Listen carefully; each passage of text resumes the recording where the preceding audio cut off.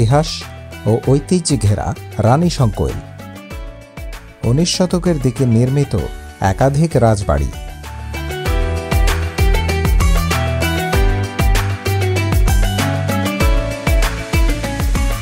আঁকাবাঁকা পিচঢালা রাস্তা ধরে সীমান্তের দিকে গেলেই সবুজ চা বাগান।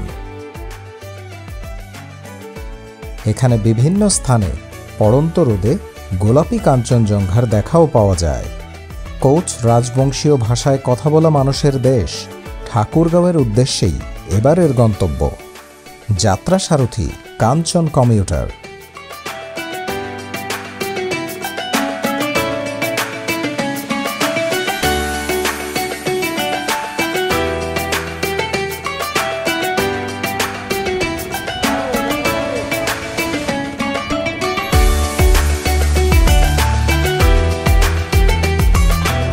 এই হচ্ছে একদম নতুন নতুন ট্রেন।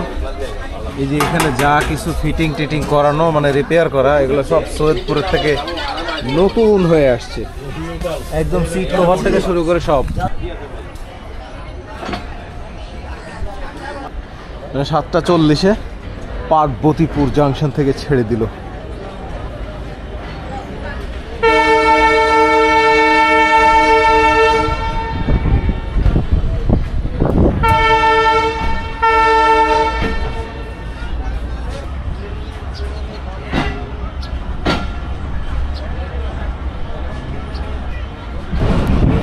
এই হচ্ছে পার্বতীপুরের বৌদ্ধভূমি।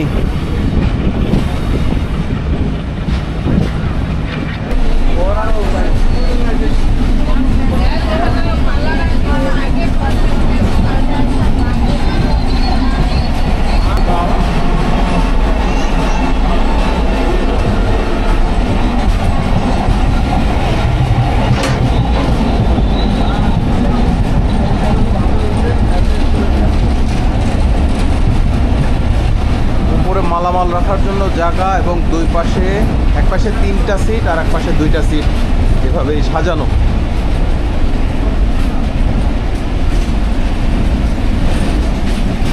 এই যে 3টা সিট হলে এরকম আর 2টা সিট হলে এরকম। ট্রেনটিতে কেবলমাত্র নন এসি শোভন শ্রেণীর আসন রয়েছে। শোভন শ্রেণীতে পার্বতীপুর থেকে পঞ্চগড় পর্যন্ত ভাড়া 130 টাকা। অনলাইনে টিকিট করলে 20 টাকা অনলাইন চার্জ দিতে হবে।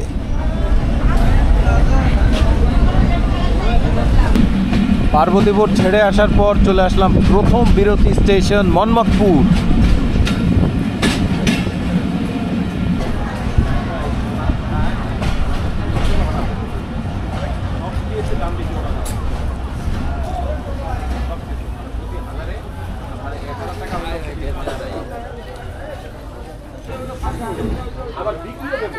এই স্টেশনে কিন্তু অনেক যাত্রী আছে। আর যে মন্মথপুর স্টেশনে এসে এখানে দেখা যাচ্ছে এই যে সিমাফোর সিগন্যালের জন্য যা যন্ত্রপাতি। 1 মিনিট বিরতি দিয়েই আমাদের কাঞ্চন কমিউটার ছেড়ে দিল। কাঞ্চন কমিউটার দেখে মনে হচ্ছে রহনপুর কমিউটারের কথা। রহনপুর কমিউটারও এরকম আন্তনগর কমিউটার এবং যার টিকিট অনলাইনে হয়।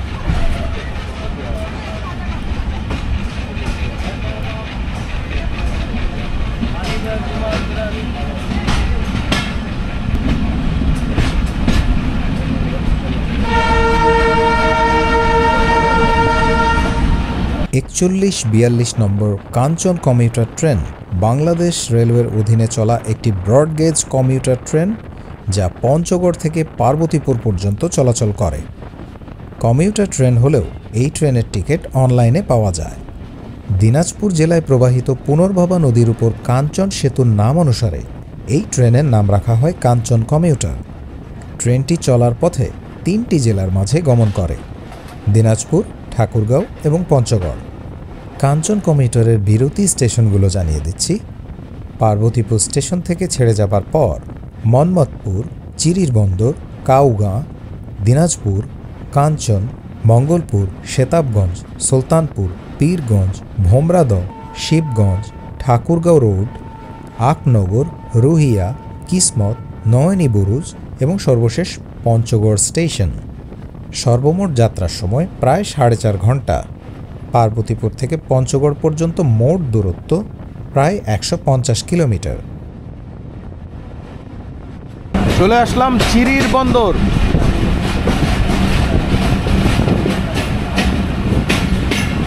এই ট্রেনের কোনো বন্ধের দিন নেই, অর্থাৎ সপ্তাহে 7 দিনই চলাচল করে।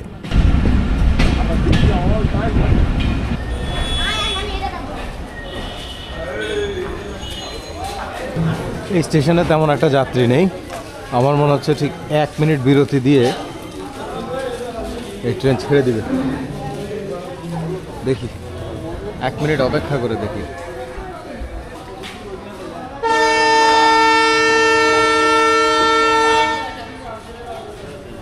যেই কথা সেই কাজ, 1 মিনিটও বিরতি দেয়নি, 45 সেকেন্ডের মতো বিরতি দিয়েছে, বা 1 মিনিটের মতোই হবে। হুইসেল দিয়ে দিল। এভাবে ট্রেন চললে তো চমৎকারই লাগবে, যদিও প্রতিটা স্টপেজে থামে, কারণ এটা আসলে বিষয়টা হচ্ছে লোকাল ট্রেনের মতো, কিন্তু ভাড়া নেবে আন্তনগরের।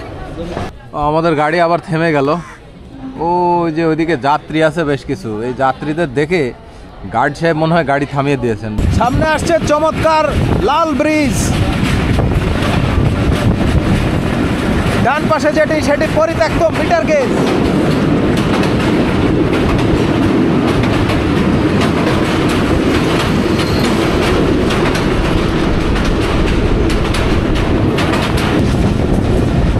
ডান পাশের ব্রিজটি পরিত্যক্ত, কারণ আগে এদিকে চলতো শুধু মিটার গেজ, এখন এই মিটার গেজ পরিবর্তন হয়ে ডুয়েল গেজ হয়েছে। এই জন্য ডান পাশের নতুন আর একটি সেতু তৈরি করা হয়েছে, যেই সেতু দিয়ে আমরা আসলাম।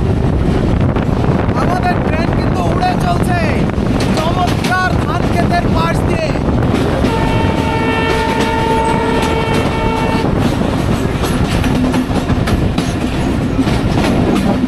এখানে দেখা যাচ্ছে বেশ বড় লিচু বাগান।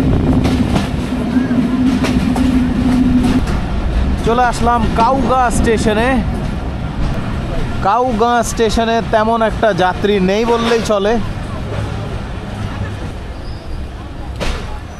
অল্প 2-4 জন যাত্রী আছে। এটা কি শাক? এই যে এনারা হয়তো শাক বেচতে যাবে। আমরা শাক কিনবো, বন ভোজন, বনের মধ্যে যায় এই যে শাক কিনবো এদের থেকে। শাক কিনে মনে করেন আমরা শাক ভাজি করে খাবো। শাক রান্না করতে পারেন না? আমি কেন রান্না করতে করবো? আমার বউ আছে না? আমি রান্না করবো, অসুবিধা নেই। আপনি পারেন? হ্যাঁ, শাক রান্না করা কি এমন কোনো ব্যাপার? এই কাউগাঁ স্টেশন, একে আমরা বিদায় দিয়ে দিলাম। এবং এইখানেও দেখা যাচ্ছে ওই সিমাফোর সিগন্যালের যে কেবিন ঘর,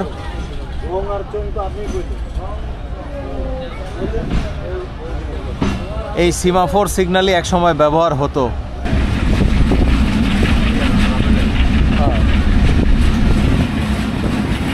আবারও একটি রেল সেতু, আর ডান পাশে দেখা যাচ্ছে পরিত্যক্ত রেল সেতু।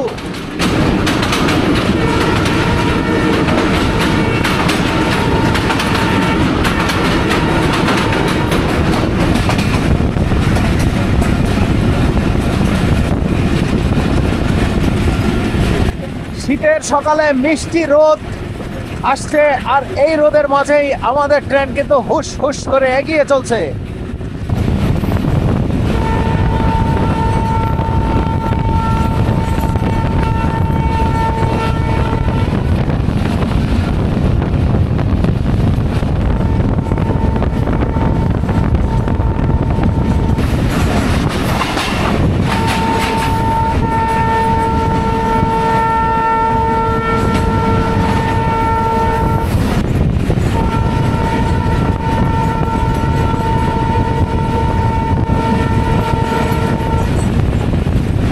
চলে এসেছি আমরা দিনাজপুর স্টেশনে, আর কিছুক্ষণের মধ্যে আমরা দিনাজপুরে প্রবেশ করব।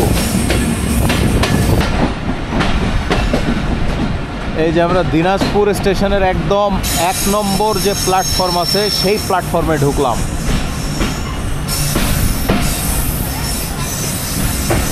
আমাদের এর পরের বিরতি হবে কাঞ্চন জাংশনে।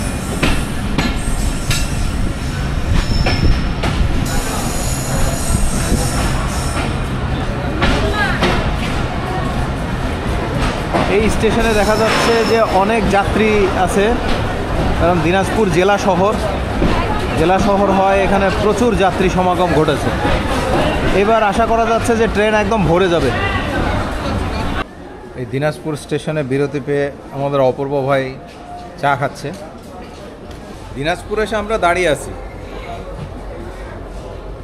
প্রকৃতপক্ষে ওদিক থেকে দোলন চাপা আসছে, এই জন্য আমাদের ক্রসিংয়ের জন্য অপেক্ষা।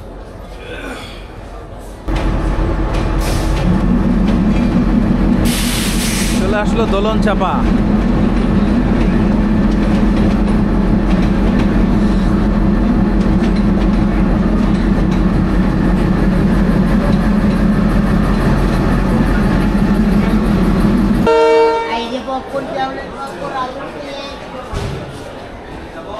হুইসেল দিয়ে দিল, কারণ দোলন চাপা চলে এসেছে।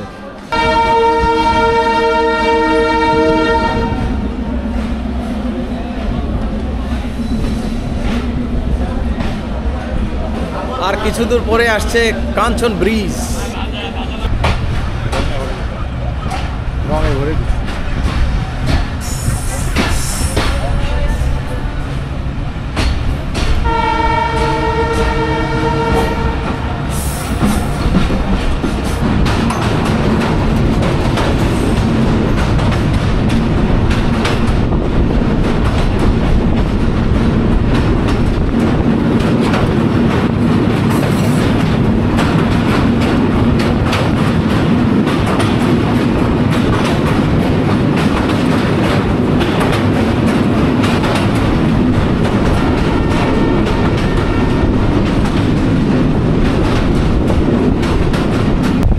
ভালো থাকলে আমার তো মনে হচ্ছে এখান থেকে কাঞ্চনজঙ্ঘা দেখা যাবে।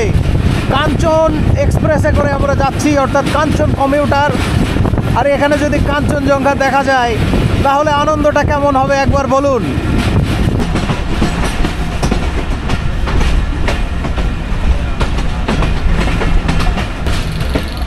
চলে আসলাম কাঞ্চন জাংশন। কাঞ্চন জাংশনে মনে হচ্ছে একজন যাত্রী দাঁড়িয়ে আছেন, আর ওইদিকে হয়তো আরও 2-3 জন আছেন, তারা যাত্রী হতে পারেন। আর কোনো যাত্রীই নেই। এই কাঞ্চন জাংশনে বিরলের যে লোকাল ট্রেন, সেই ট্রেনও কিন্তু দাঁড়ায় না, কিন্তু আমাদের এই ট্রেন দাঁড়ালো। কারণ আমার কাছে মনে হচ্ছে কাঞ্চন কমিউটার, তাই কাঞ্চন জংশনে না দাঁড়ালে কেমন হয়। এই কাঞ্চনের এখানে মানে কাঞ্চন জাংশনে টিকিট বিক্রির সিস্টেমটা ভালোই। এখানে ওই যে বুকিং সহকারে উনি এই যে রোদ পোহাচ্ছেন আর টিকিট বিক্রি করছেন, মানে যেখানে রোদ আছে এমন একটি জায়গায় তিনি বসেছেন।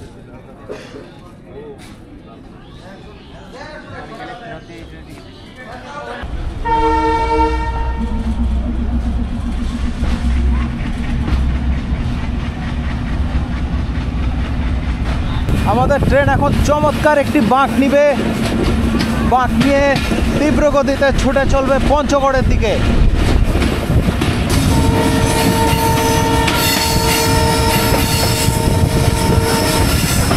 কাঞ্চন পার হয়ে গেছি, এখন আমাদের ট্রেন ঘুরে যাবে পঞ্চগড়ের লাইনে, আর সোজাসুজি লাইনটি চলে গেল বিরল। যেই বিরলে আছে বিরল রাধিকাপুর সীমান্ত। আবহাওয়া যদি ভালো থাকে তাহলে এই কাঞ্চন কমিউটার ট্রেনে যাত্রা করতে করতেও কিন্তু আপনারা দেখতে পারবেন কাঞ্চনজঙ্ঘা। আর যদি আবহাওয়া ভালো না থাকে তাহলে তেঁতুলিয়া বাংলা বান্দার থেকেও দেখা যাবে কিনা সন্দেহ আছে। সামনে মঙ্গলপুর স্টেশন, মঙ্গলপুর স্টেশনের আগেই সিগন্যাল পাইনি জন্য দাঁড়িয়ে গেল। আর এই যে নতুন যে কোচগুলো দেয়া হয়েছে মানে মেরামত করার পরে, এই কাঞ্চন কমিউটারকে দিনের আলো পড়ার পরে দেখতে কিন্তু অসাধারণ লাগে। সেই আগেকার যে ইরানি কোচগুলো যখন চকচকে ছিল তখন যেমন লাগতো, ঠিক সেই রকম।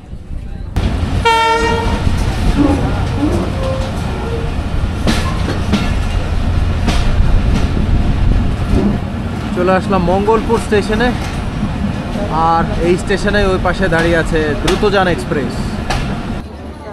দ্রুতযানকে আটকে রেখে আমরা ঢুকলাম স্টেশনে এবং আমরা চলে যাচ্ছি।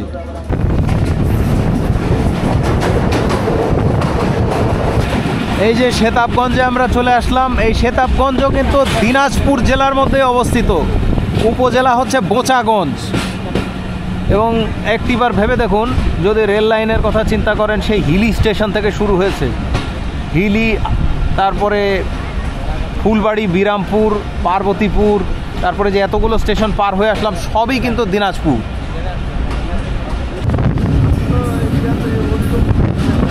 60 কিলোমিটারের আশেপাশে গতি নিয়ে চলছে আমাদের কাঞ্চন কমিউটার। আমাদের সামনেই আছে সুলতানপুর স্টেশন, আর সেই সাথে সাথে আমাদের বিদায় হয়ে গেল দিনাজপুর জেলা। সুলতানপুর স্কুল।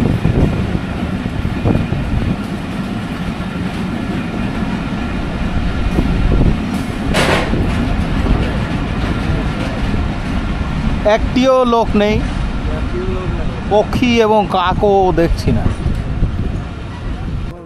নামলো 1 2 3, এদিকে 1 4 5 6 7 8 জন যাত্রী নামলো। আর আপনাদের তো দেখালাম এই সুলতানপুর স্কুলে কাকও নেই, পক্ষীও নেই।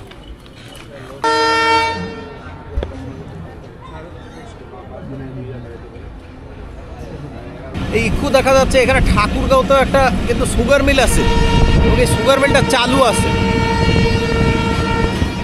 সামনেই দেখা যাচ্ছে ব্রিজ, এবং এই ব্রিজের দ্বারাই ভাগ হয়ে যাচ্ছে দিনাজপুর এবং ঠাকুরগাঁও জেলা। আর ডান পাশে দেখা যাচ্ছে পরিত্যক্ত ব্রিজ, যেটি শুধু মিটার গেজের জন্য ছিল।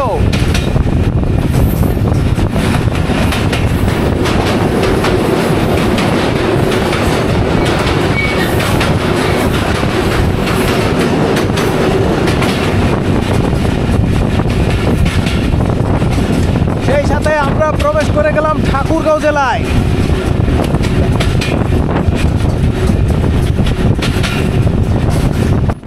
ঠাকুরগাঁও জেলা দিনাজপুরের পাশের জেলা, তবে ঠাকুরগাঁওয়ের প্রকৃতি দিনাজপুর থেকে ভিন্ন রকম। এখানকার মানুষ স্থানীয়ভাবে কোচ রাজবংশীয় ভাষায় কথা বলে, যা শুনতে কিছুটা নেপালি ভাষার মতো মনে হয়। চলে আসলাম পীরগঞ্জ স্টেশনে।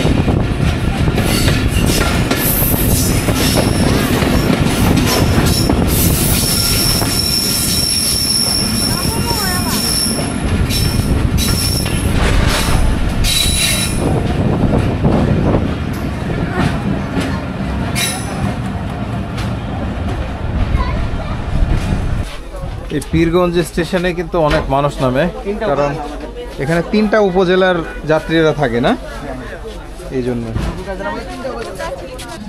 আমার যাত্রা ফুরলো। ধন্যবাদ বাংলাদেশ রেলওয়ে এবং কাঞ্চন কমিউটার ট্রেনকে। অসাধারণ যাত্রা ছিল। শুধুমাত্র এই ট্রেনের যদি ভাড়া কম রাখতো তাহলেই আমার কাছে আরেকটু ভালো লাগতো এবং জনগণের জন্য সুবিধা হতো, কারণ এটা কমিউটার ট্রেন, এটাকে আন্তনগর কমিউটার বলে আন্তনগরের মতো ভাড়া নেওয়া হয়। আজকে সারাদিন ঘুরে বেড়াবো ঠাকুরগাঁওয়ের পথে পথে। পীরগঞ্জ রেলওয়ে স্টেশন থেকে প্রথম গন্তব্য রানীশংকৈল উপজেলার রাজা টঙ্কনাথের রাজবাড়ি। সাধারণত স্টেশন থেকে সিএনজিতে জনপ্রতি 50 টাকা ভাড়ায় এখানে যাওয়া যায়। পীরগঞ্জের সীমানা শেষ, রানীশংকৈল শুরু।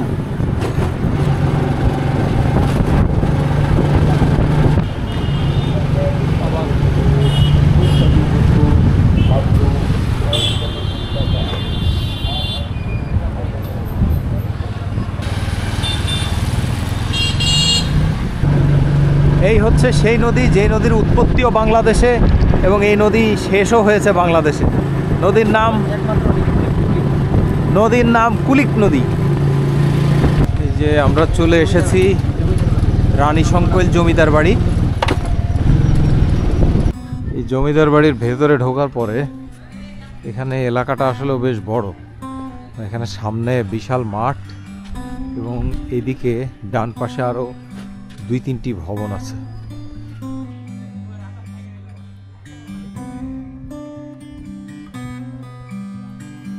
রানীশংকৈল উপজেলার কুলিক নদীর তীরে মালদুয়ার পরগনার জমিদার রাজা টঙ্কনাথের রাজবাড়ি। ঊনবিংশ শতাব্দীর শেষ ভাগে রাজা টঙ্কনাথের পিতা বুদ্ধিনাথের আমলেই রাজবাড়ি নির্মাণ কাজ শুরু হয়। পরে রাজা টঙ্কনাথ রাজবাড়ির অসমাপ্ত কাজ শেষ করেন। টঙ্কনাথ তৎকালীন ব্রিটিশ সরকারের আস্থা অর্জন করার জন্য মালদুয়ার স্টেট গঠন করেন। বিভিন্ন সময় সমাজসেবামূলক কাজের জন্য 1925 সালে তৎকালীন ব্রিটিশ সরকার টঙ্কনাথকে চৌধুরী উপাধিতে ভূষিত করেন। পরে রাজা টঙ্কনাথের স্ত্রী রানী শঙ্করী দেবীর নামানুসারে মালদুয়ার স্টেটের নামকরণ করা হয় রানী শঙ্কৈল। দেশভাগের প্রাক্কালে রাজা জমিদারি ছেড়ে ভারতে পাড়ি জমান। এর মধ্যে দিয়ে মালদুয়ার স্টেট রাজা টঙ্কনাথ চৌধুরীর জমিদারি পরম্পরার সমাপ্তি ঘটে। বর্তমানে রাজবাড়ি ও তৎসংলগ্ন সব স্থাপনা অবহেলিত ও পরিত্যক্ত অবস্থায় আছে। এখানে এটা কিন্তু সিঁড়ির জন্য এই যে লোহা দিয়ে পাটাতনের মতো করে ফ্রেম তৈরি করা।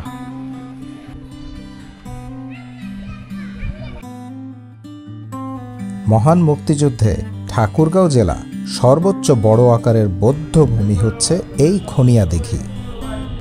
এটা হলো খুনিয়া দিঘি, খনিয়া দিঘি না কিন্তু খুনিয়া দিঘি, এবং এই জন্য এখানে একটা স্মৃতি স্তম্ভ তৈরি করে রাখা হয়েছে।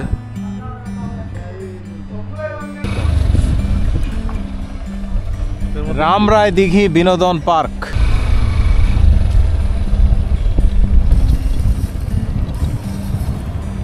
চমৎকার দিঘি, ওই জায়গায় একটু বসা যাবে ওই যে ওখানে। হ্যাঁ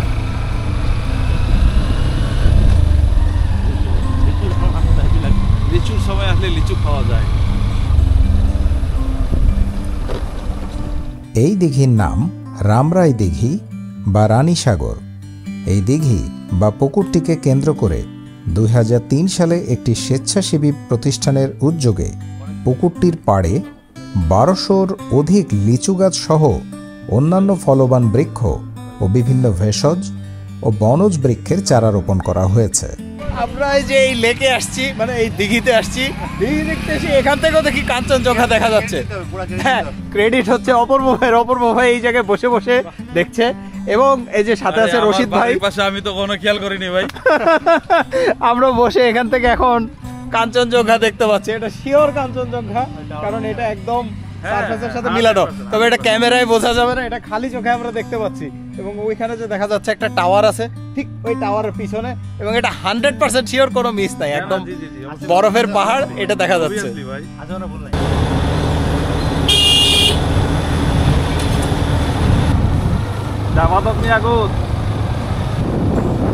এই হচ্ছে আমরা যাচ্ছি হরিণমারির দিকে। সাথে আছে অপূর্ব ভাই, বাইক চালাচ্ছে রশিদ ভাই। আমরা একদম মানে বর্ডারের কিছুটা কাছাকাছি, এই আর 1 কিলোমিটার গেলে আমরা বর্ডার পেয়ে যাব। আমরা বর্ডার ঘেঁষে আমরা ডান দিকে ঢুকবো হরিণমারি রোডে। আমি কিন্তু কাঞ্চনজঙ্ঘা দেখে ফেলেছি, ওই যে কাঞ্চনজঙ্ঘা। ও হ্যাঁ হ্যাঁ হ্যাঁ হ্যাঁ, রাইট, আমরা এখান থেকেও কাঞ্চনজঙ্ঘা দেখতে পাচ্ছি। ইয়েস, আমরা এখানে 2 মিনিটের একটি বিরতি নেব। ওই যে দেখেন, এই যে দেখা যাচ্ছে আরো ভালো কাঞ্চনজঙ্ঘা। দেখা যাচ্ছে। হ্যাঁ, বেশ ভালো দেখা যাচ্ছে, এবং আমার কাছে মনে হচ্ছে আরেকটু যদি বিকালে মানে সূর্যর রিফ্লেকশনটা পড়ে, সেক্ষেত্রে মানে একেবারে কিছুটা গোল্ডেন ধরনের, মানে সোনালী রঙের কাঞ্চনজঙ্ঘা আমরা দেখতে পাবো। হ্যাঁ, ওই যে অনেক সুন্দর দেখা যাচ্ছে।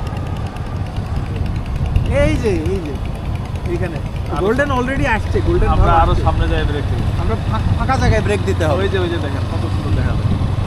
এই যে এখান থেকে দেখা যাচ্ছে। আরে ভাই, আমার এলাকায় আমি এগুলো খেয়াল করি না। আর মানুষ ঢাকার থেকে কত দূরের থেকে আসে কাঞ্চনজঙ্ঘা দেখার জন্য এই পঞ্চগড়ে। কই থামাবেন? এই তো রাস্তাটা চমৎকার। আমরা এই যে আর একটু সামনে গিয়ে দাঁড়াবো, মানে যেটা একটু সামনে ফাঁকা নাকি? নদীর ধারে দাঁড়াবো। হ্যাঁ, নদীর ধারে দাঁড়াবো।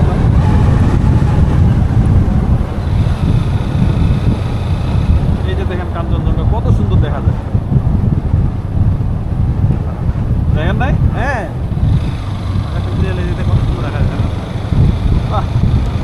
আমাদের রশিদ ভাই এই এলাকার মানুষ হয়ে উনি এত বছরে কাঞ্চনজঙ্ঘা দেখে নাই, আজকে প্রথম দেখছে কাঞ্চনজঙ্ঘা উনার এলাকার থেকে। আমার এলাকায় আমি আজকে প্রথম দেখতেছি। হ্যাঁ, আজব ভাবা যায়।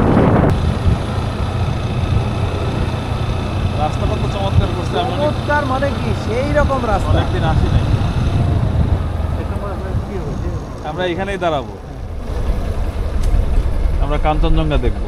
অপূর্ব ভাই তো দেখে অনেক ভারী হয়ে গেছে, বিশেষ করে দুপুরে খাওয়ার পরে উনি আর নড়তেই পারছে না।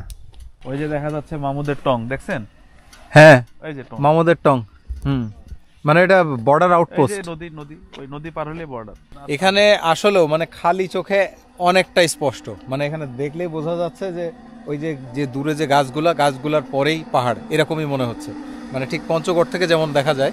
আমরা তো এখন আছি ঠাকুরগাঁওয়ের রানী শঙ্কৈল উপজেলা, এখান থেকেও বেশ ভালোভাবে দেখা যাচ্ছে।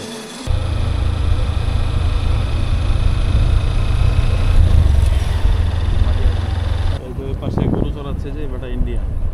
ও, গরু চড়াচ্ছে ইন্ডিয়ান। আচ্ছা, এই নদীর ওই পাশ কি ইন্ডিয়া? ইন্ডিয়া, ওই যে ও, এই নদীর ওই পাশ ইন্ডিয়া। এই যে বর্ডার দেখেন। ও হ্যাঁ হ্যাঁ, ওই যে কাঁটাতারের বেড়া দেখা যাচ্ছে, তার মানে নাগর নদী সীমান্ত।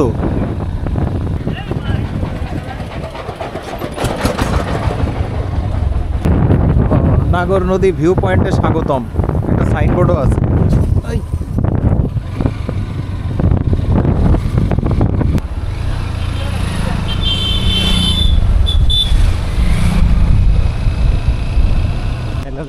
এগুলো হচ্ছে সব বাদুর, আর আমরা হচ্ছি ব্যাটম্যান। ব্যাটম্যান যাবেন? হ্যাঁ, এটা কি জগদল? এই হচ্ছে জগদল রাজবাড়ি। আচ্ছা, আমরা তিনজনেই আজকে হুডি, এবং তিনজনে ব্ল্যাক হুডি। এই বিল্ডিংটা ভেঙেই পড়ে যেত, কিন্তু রশিদ ভাই বলছে যে গাছটাই ধরে রেখেছে বিল্ডিংকে। আশ্চর্য ব্যাপার না?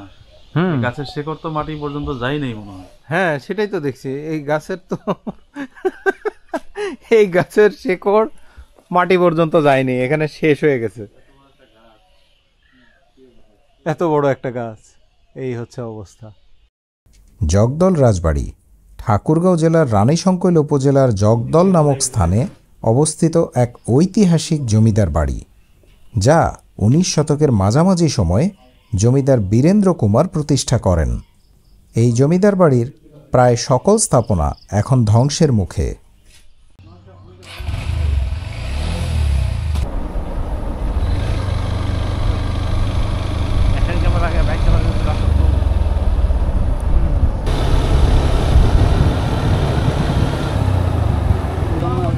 পান খাচ্ছি, এখন আসলে মোড়লহাট, বালিয়াডাঙ্গি, ঠাকুরগাঁও।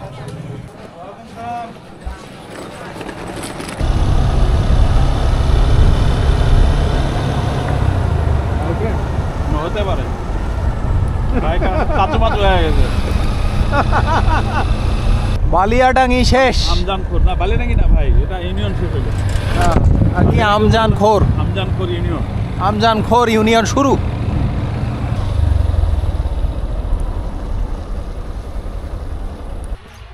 দেখতে চলে আসলাম ঐতিহ্যবাহী প্রাচীন লতা সূর্যপুরী বড় আম গাছ। এখানে আপনারা ঠাকুরগাঁও শহর থেকে আসতে পারেন ব্যাটারি চালিত গাড়ি, সিএনজি দিয়ে। আমি মোটরসাইকেলে করে আসলাম, আর এখানে প্রবেশ মূল্য আছে। প্রবেশ মূল্য জনপ্রতি 20 টাকা। আর আমরা যেমন মোটরসাইকেল নিয়ে এসেছি, মোটরসাইকেলও কিন্তু একজন।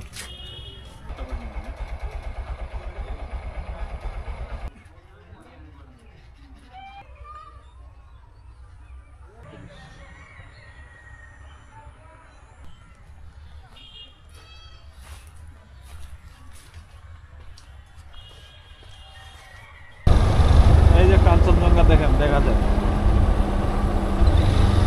হ্যাঁ, এই যে পারফেক্ট কাঞ্চনজঙ্ঘা, পারফেক্ট একদম। সূর্যের যে গোল্ডেন লাইট, সে গোল্ডেন লাইটটা এসে পড়ছে কাঞ্চনজঙ্ঘায়। এই যে অনেক চমৎকার দেখা যাচ্ছে। এখন আমরা বাস্তবটা পার হলে, ওই গাছগুলো পার হলে শুধু দেখবো। ঠাকুরগাঁও একটি সীমান্তবর্তী জেলা। এই জেলায় রয়েছে অনেক চা বাগান।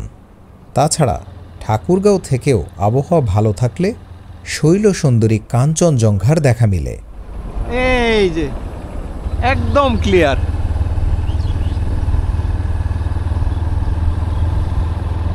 এখান থেকে একদম স্পষ্টভাবেই দেখা যাচ্ছে কাঞ্চনজঙ্ঘা। মানে ওটা তো ভারত। হ্যাঁ, ও এই যে বর্ডার। ও তাহলে তো ওইখানে যাওয়া যাবে না, না এইখান থেকে আমাদের দেখতে হবে। এক জায়গায় এই যে চা বাগান, এই চা বাগান কি আমাদের? হ্যাঁ আমাদের, এটা আমাদের। দেখ সুন্দর না? হ্যাঁ, এই চা বাগানটা আসলে সুন্দর। এই সমতলের চা বাগান আমরা জানতাম যে শুধু পাঁচাগড়েই পাওয়া যায়, কিন্তু এটা ঠাকুরগাঁওতেও আছে। ঠাকুরগাঁও এরকম এত সুন্দর বাগান দেখবো ভাবিনি। যাক, আজকে দেখে ভালোই লাগছে।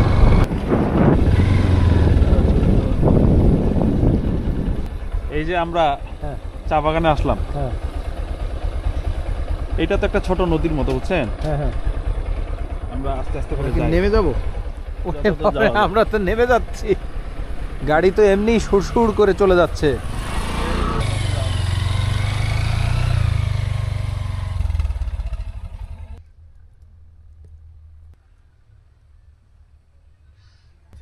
রশিদ ভাই কি যেন বলতে চাচ্ছিলেন? ও বলতে চাচ্ছিলাম ভাই, এই যে আমরা এইদিকে একটা সাঁকো বা একটা বিয়ের মতো ছিল এক সময়, আমরা আসছিলাম, ওই পার যাওয়া যেত, এখন যাওয়া যাচ্ছে না। কিন্তু এই যে দেখেন মাঝখানে একটা বড় ড্রেনের মতো দেখা যাচ্ছে, এই পাশেও চা বাগান, ওই পাশেও চা বাগান। হ্যাঁ, এই পাশের চা বাগানগুলো হলো বাংলাদেশের চা বাগান। হ্যাঁ, আর এই যে দেখেন ওই পাশে বর্ডার দেখা যাচ্ছে, মানে বাউন্ডারিটা দেখা যাচ্ছে ভারতের, ওই চা বাগানগুলো কিন্তু ভারতের। মানে এখানে পাশাপাশি, মানে একই জায়গায় বাংলাদেশ এবং ভারতের চা বাগান আছে। আচ্ছা, এজন্য কেউ যদি না বুঝে এসে, সে কিন্তু চাইলে ভুল করে ভারতের সীমানায় চলে যেতে পারে। আচ্ছা, এখানে কোনো গার্ড টার্ড নেই? গার্ড নেই। এবং ওই যে সীমানা দেখা যায় ভারতের, ওই সীমানা ঘেঁষে কিন্তু তাদের বাইরের চা বাগানগুলো ওদের। মূলত বিষয় হচ্ছে এখানে উল্টা করে যে ইউ আকৃতি যদি করা হয় তাহলে যেরকম হয়, ওই পাশে ভারত, এখানে মাঝখানে বাংলাদেশ, আর এই ডান পাশে আবারও ভারত। এখন ঠাকুরগাঁওয়ের এই চা বাগানের কাছে এসেও এখান থেকেও দেখা যাচ্ছে কাঞ্চনজঙ্ঘা, এবং আমার কাছে মনে হচ্ছে গত কয়েকদিন ধরে প্রতিদিনই কাঞ্চনজঙ্ঘা দেখছি বিভিন্ন জায়গা থেকে। তবে আজকে যেটা কাঞ্চনজঙ্ঘা দেখছি, এটা হচ্ছে একদম গোল্ডেন আওয়ারের, মানে তার যে একটা গোল্ডেন ভিউ যেটা দেখা যায়, অর্থাৎ সূর্যের আলো যখন লাল হয়ে যায়, সেই লাল আলোটা যখন গিয়ে প্রতিফলন ঘটে বরফের পাহাড়ের মধ্যে, তখন যেই রংটা ধারণ করে, সেই রঙে আমরা এখন দেখতে পাচ্ছি। ওইটা তিল পাখি, নদীর মাছ ভাই, দেখে যা। হ্যাঁ, বেলে মাছ আছে, হ্যাঁ, পুঁটি মাছ আছে, কিছু ছোট ছোট ছোট ছোট ছোট মাছ, বেশি বড় পাই না। পানি কম নাই দিকে। ওহ, বালি হাঁসটা সেই চমৎকার ভাই। বালি হাঁস এ হয়তো দূর কোনো দেশ থেকে আসছে।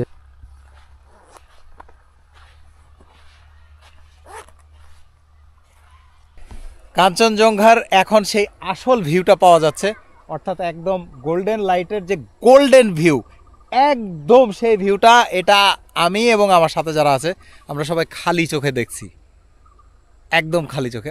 অসাধারণ লাগছে, মানে এই অনুভূতি ভাষায় প্রকাশ করা যাবে না, তবে ক্যামেরাতে সম্ভবত আসছে না।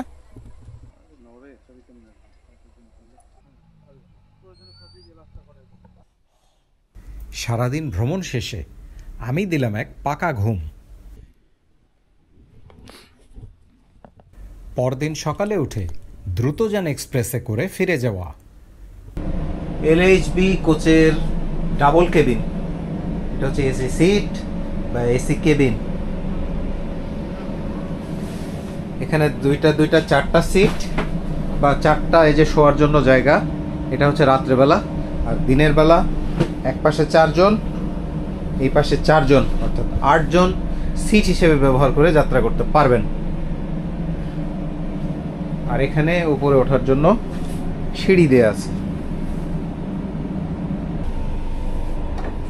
আর এটা হচ্ছে এসি কেবিন, ছোটটা, মানে সিঙ্গেল কেবিন। দিনের বেলা এখানে 4 জন যাত্রী, মানে একটা সোফায় 4 জন যাত্রী যাত্রা করতে পারবেন। আর রাতের বেলা উপরে একজন, নিচে একজন, 2 জন ঘুমিয়ে যাত্রা করতে পারবেন। কেবিনগুলো বেশ আরামদায়ক। মূলত কথা হচ্ছে যে এয়ার কন্ডিশন হওয়ায় বাহিরের তেমন কোনো আওয়াজ থাকে না। তবে আমার কাছে একটা সমস্যা মনে হয়, সেটা হচ্ছে যে কেবিনের যে জানালাগুলো, এই জানালাগুলো অতটা যদি পরিষ্কার না হয় তাহলে বাইরের দৃশ্য কিছুই দেখা যাবে না। যেমন এই যে এখানে এই জানলাটা কিছুটা ঘোলাটে, বাইরের দৃশ্য দেখা যায় না।